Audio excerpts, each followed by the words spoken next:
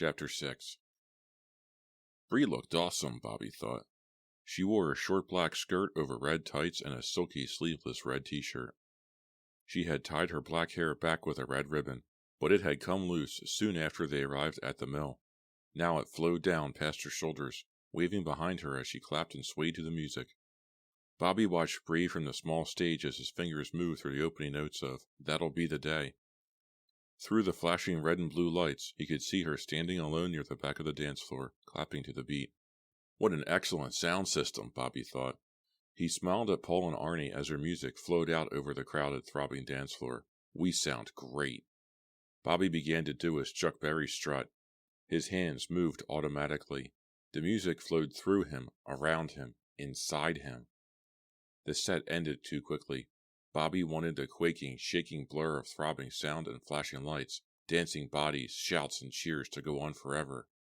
"They love us!" Bobby cried as he stepped off the stage. "They love us!" The cheers faded as the DJ turned the music up. The lights continued to flash, red and blue, red and blue.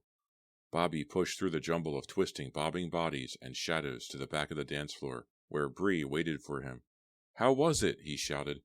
He grabbed a used napkin from a table and mopped the sweat off his forehead. "What?" Bree shouted.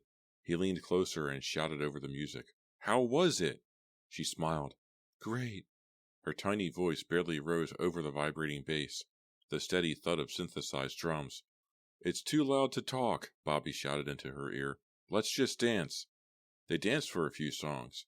Bree, he saw, was too self-conscious to be a good dancer. She can't let go and just dance, he realized. He could see the concentration on her face as she struggled to keep the beat. "Could we go somewhere and get some fresh air?" she pleaded, as the second dance number led into the third. She pushed her dark hair off her shoulders, then grabbed his hand in both of hers and tugged him away. Her hands were hot and wet. Near the exit, they ran into Paul. He had his keyboard under his arm and was heading out. "We were great! We were awesome! Rock and roll!" Bobby cried, slapping him on the back. Paul smiled half-heartedly. "We were doing okay, Bobby, until you pulled your amp cord out. Why did you decide to start strutting and dancing around like that?" "Showbiz, man!" Bobby cried. "Showbiz! You've got to put on a show for them. Rock and roll, man! They loved us. Did you see their faces? They loved us." Paul shook his head. "But you were taking away from us, man. We looked like your backup group." "They loved us," Bobby repeated. "They ate it up." "Later," Paul said. He smiled at Bree, then pushed open the door and disappeared. Bobby realized he was still holding Bree's hand. It felt tiny and soft inside his. He leaned close to her so he could smell her hair. It smelled like coconut. "She's really great looking," he told himself. "A lot of guys are staring at me. They're jealous because I'm with her and they're not. Too bad she can't dance. And too bad she's so shy. She barely said 2 words when we drove to the club." Bobby glanced back at the dance floor, flooded in swirling red lights. Arnie was dancing with Melanie. Bobby gave Arnie a wave and a shout, but Arnie couldn't see him. "Melanie looks really chubby in those shorts," Bobby thought nastily. "Hope she doesn't split them open. Actually, I hope she does." When he had entered the club earlier, Melanie had greeted Bree warmly and deliberately snubbed Bobby. "As if I care," he thought. "Why did I ever date her?" he asked himself. "Oh well, I've learned my lesson. No more charity cases." "Let's get out of here," he told Bree. "We'll get that fresh air you wanted." He led the way out to the parking lot. It was a clear night, cold for April, more like winter than spring. The stars shimmered in the purple night sky. Bree shivered as she lowered herself into the passenger seat of his red Bonneville. "I should have brought a sweater or something," she murmured. He shut the door. "I'll bet I could warm you up real fast," he said to himself. They cruised around Shadyside for a while.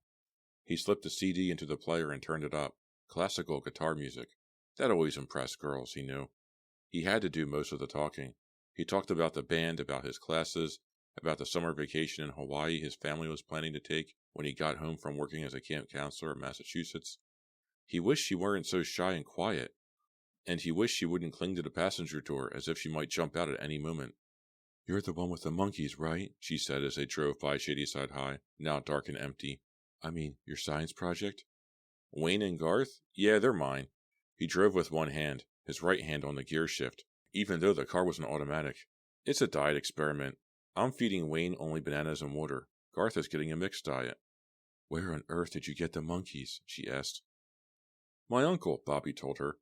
He's an animal importer. He works for zoos. They're great monkeys, but I can't keep them. I have to send them back when the experiment is over." "It's a neat experiment," Bree said, settling back in the seat. "I don't think Mr. Conklin appreciates it," Bobby told her. She turned to him. "Why not?" "Because the monkeys look so much like him." They both laughed. Her laugh sounded more like coughing than laughing, Bobby thought. "Do you take them home on the weekends?" she asked. He shook his head. "No, Conklin does." He kept glancing at her as he drove, trying to decide if she liked him or not. "Of course she likes me," he told himself, "but does she really like me?" As he drove, he had a fantasy of the Wade twins fighting over him. They were wrestling on the ground, tearing and scratching at each other, each desperate to have him for herself. Did he like her? He wondered. Of course he did. She was a babe, wasn't she? At a little before 12, he pulled up her driveway and switched off the engine and lights. He turned to talk to her, but she startled him by nearly jumping into his lap. "I had a nice time," she whispered. Before Bobby could reply, she grabbed his head with both hands, pressed her face against his, and kissed him longingly. The kiss lasted a long time. Then, uttering a soft sigh, she raised her face to his and kissed him again, harder this time, and longer. "I don't believe this," Bobby thought. "She's nuts about me." She wrapped her hot hands around his neck and held his face close as she kissed him again. When it ended, they were both breathless. "I've got to go in," she whispered. She pressed her forehead against his. Her hair brushed his face. "Want to come over tomorrow night? We could watch a video or something." The question caught Bobby by surprise. He almost blurted out, "No, I can't. I have a date with your sister tomorrow." But he caught himself and replied, "I wish I could, Bree. I really do, but I'm busy." Her lips formed an unhappy pout. She brushed them against his cheek as she pulled away from him. "Good night," she whispered. "Call me, okay?" He watched her jog to the back of the house. He could still taste her lips on his, still feel the warm tingle of her hands on the back of his neck. Wow, he thought. You never can tell with the quiet ones. As he backed down the driveway, he couldn't help but grin to himself. "Bobby the man scores again," he cried out loud. "If she's the shy one, I can't wait to check out her sister." Bobby waited for Samantha the next night in the food court at the Division Street Mall. She arrived a few minutes late, jogging toward Bobby, her black hair flowing wildly behind her. She wore loose-fitting, faded denim shorts and a bright magenta midriff blouse. "Oh, wow, is she sexy!" Bobby played it cool and forced her to come all the way to him. His first impulse was to tell her she looked incredible, but instead he murmured in a low voice, "Hey, how's it going?" She didn't reply. Instead, she took his arm and pulled him toward the wall. "We can't do this, Bobby," she said in a low, frightened voice. "Huh?" He reacted with surprise. "We can't meet like this," she told him. Her eyes darted nervously around the crowded court.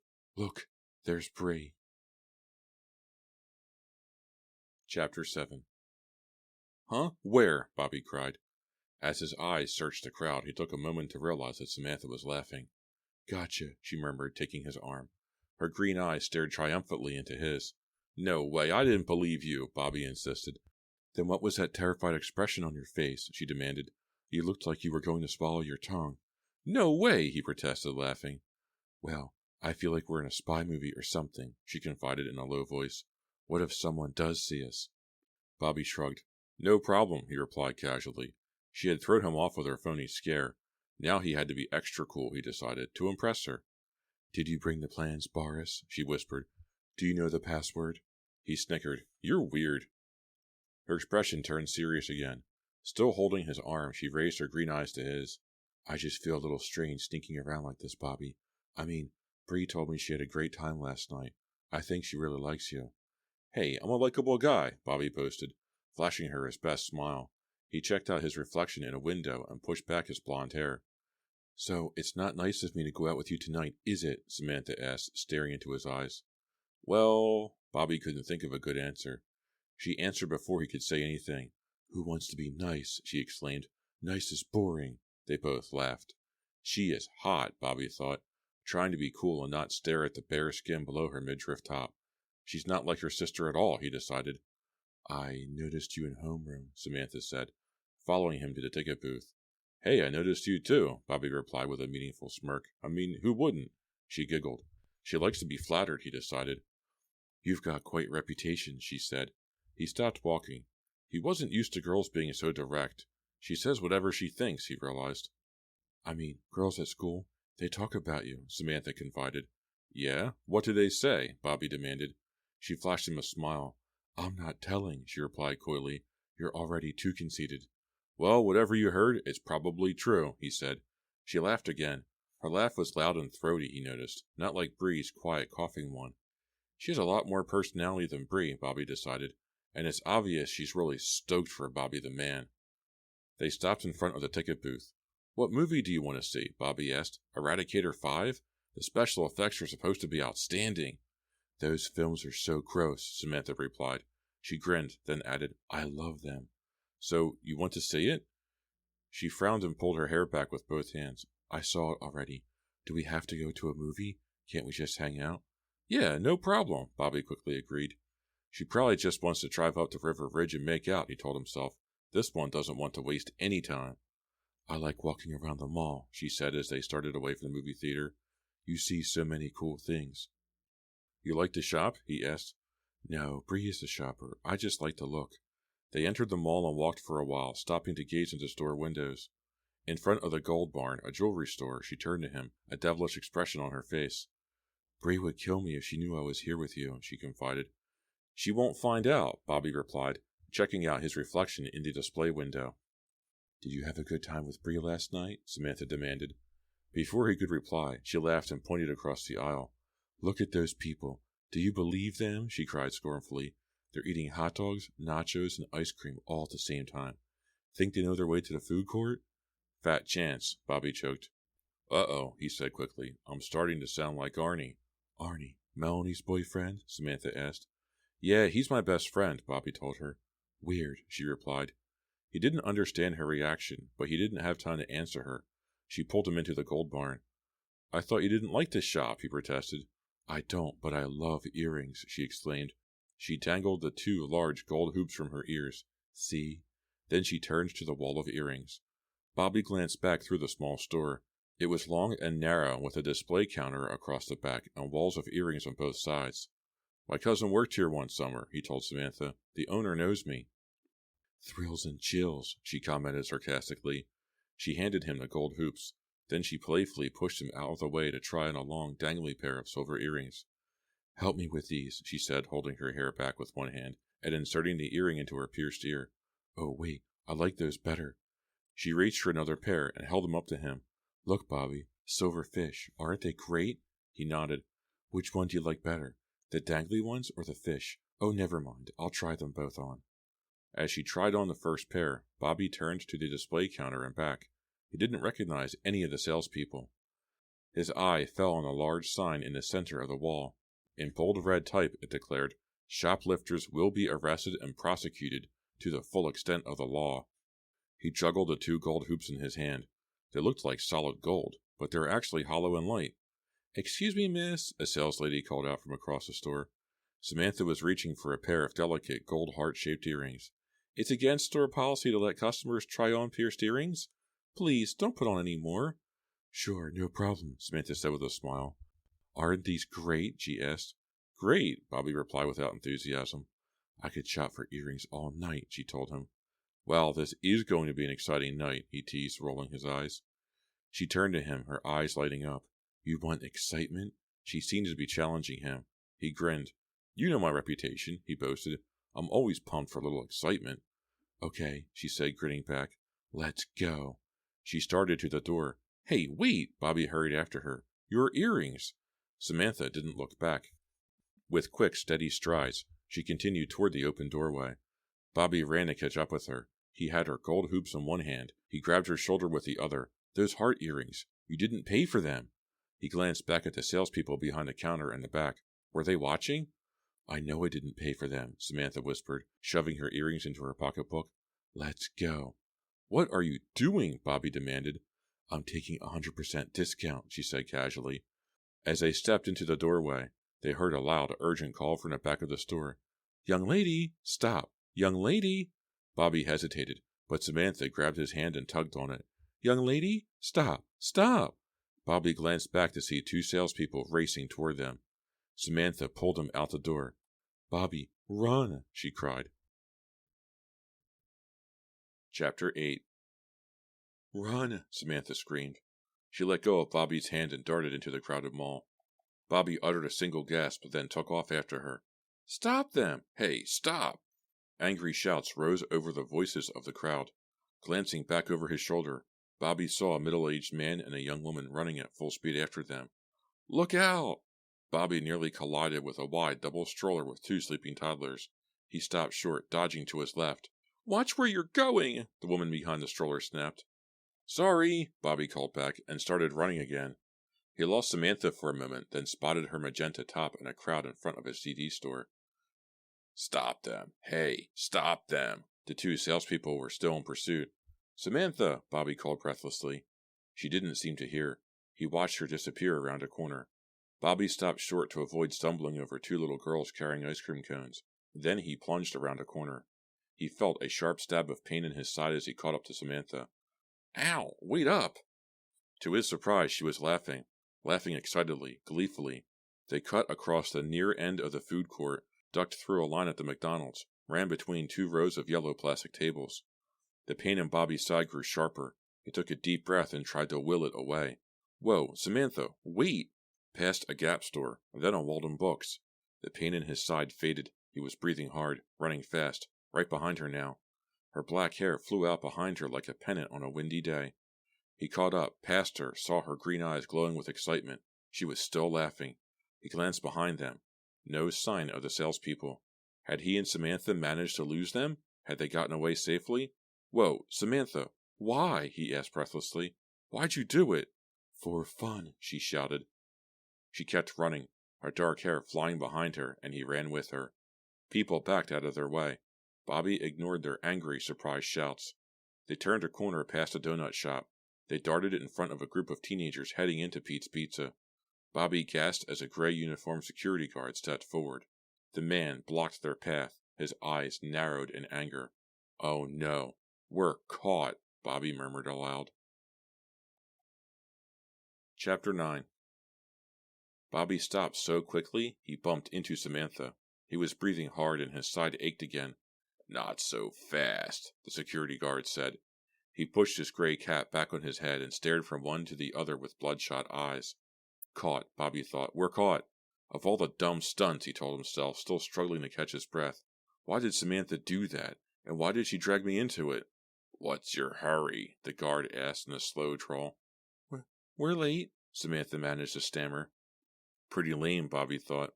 The guard narrowed his eyes at Samantha. Bobby squeezed the gold hoops in his fist. He saw that Samantha's hair was hanging around her face. He heard shouting behind him. The salespeople from the gold barn? He glanced back to see. No, just a bickering middle-aged couple. Then he turned back to face the stern security guard. Would Samantha confess she had taken the earrings? He wondered. Did she have an excuse ready for the guard? "You really shouldn't run," the guard told them. "You could get hurt."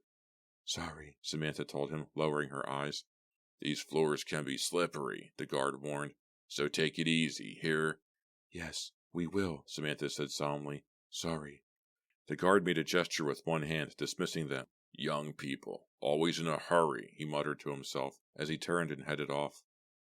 Bobby and Samantha managed to keep straight faces until they reached the parking garage. Then they fell apart, laughing and congratulating each other, howling jubilantly over their close call. "That was outstanding," Samantha declared gleefully. "Outstanding." Secretly, Bobby didn't think the earrings were worth the risk Samantha had taken. His heart was still racing and he felt shaky, but he didn't want to look like a wimp. "Hey, that was better than a movie," he told her. "Those floors can be slippery, so take it easy." Samantha did a pretty good imitation of the guard's slow drawl. They burst out laughing again. Bobby slapped her a high five.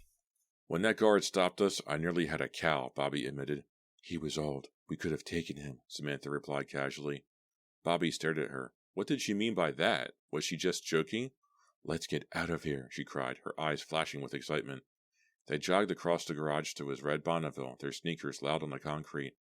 "I'll drive," Samantha cried breathlessly. She held out her hand for Bobby's car keys. He hesitated. "I want to drive," she insisted. She grabbed the keys from his hand. "Used to getting your way a lot?" he teased. "Always," she replied. She dropped into the driver's seat and had the car started and the lights on before Bobby had opened his door. The engine roared as she pressed her foot down all the way on the gas pedal.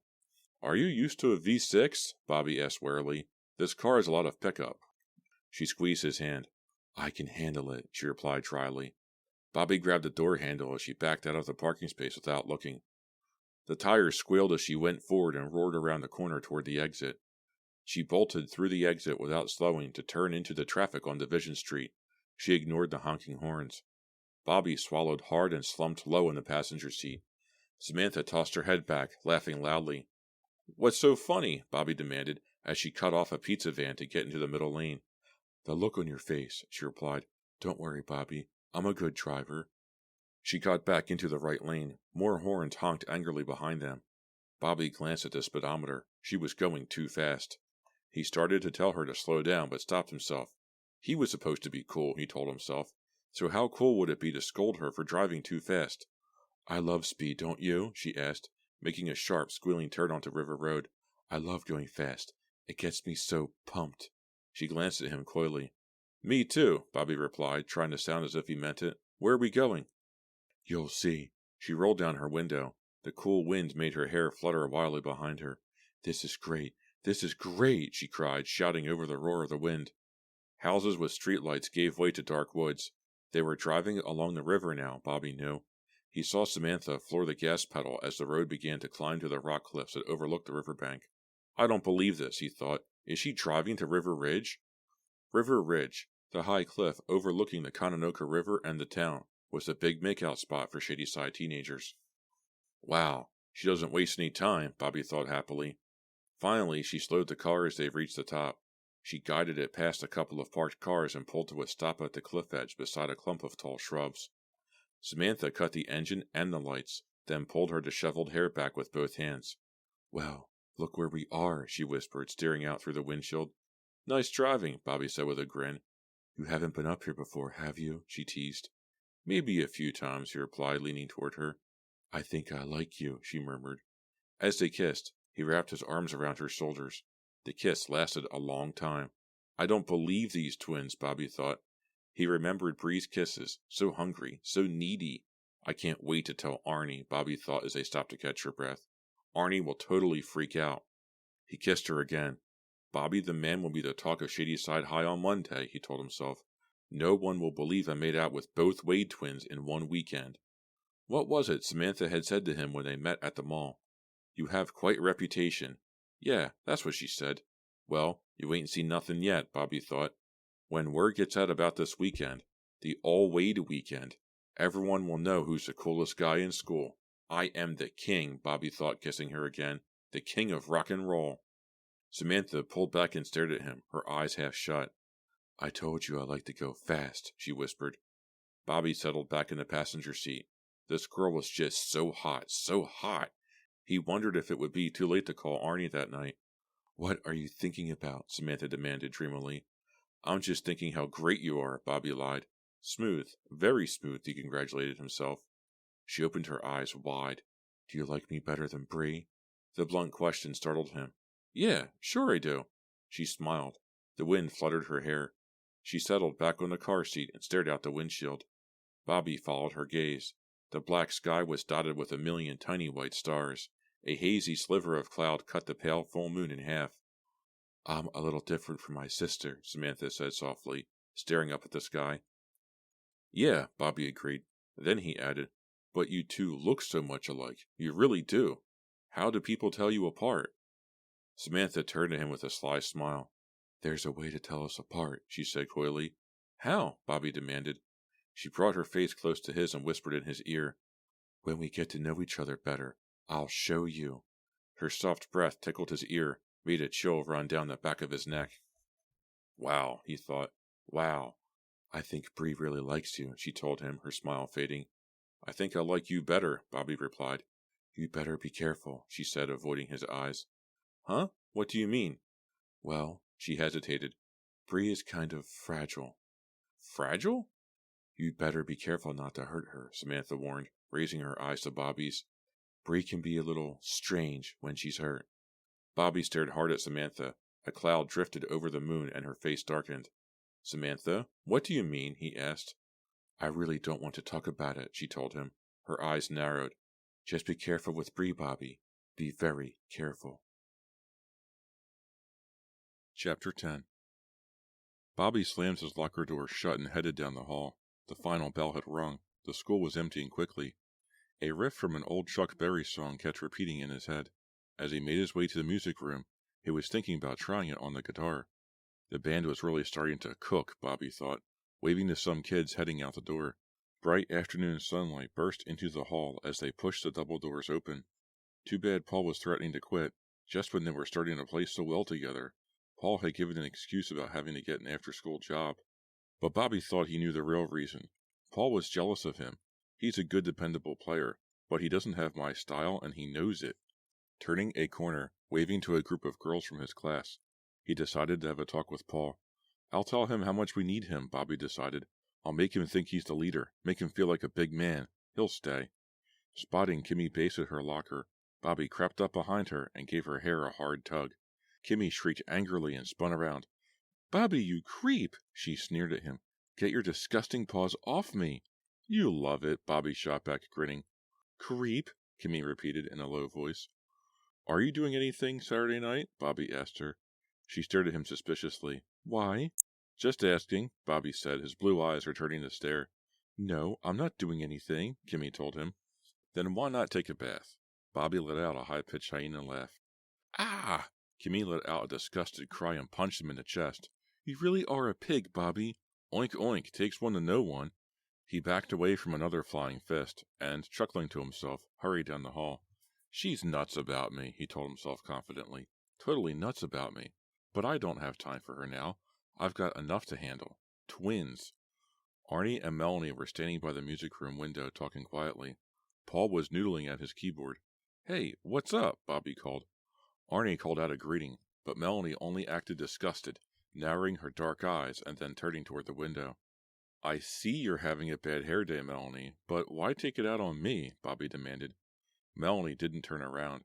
She crossed her arms in front of her chest. Are you still dating both Wade twins? She asked through clenched teeth. Yeah, maybe, Bobby replied. What's it to you? Melanie didn't reply. Arnie shrugged. Are we going to rehearse or not? Paul called impatiently from behind his keyboard. Melanie turned to face Bobby, her features tight.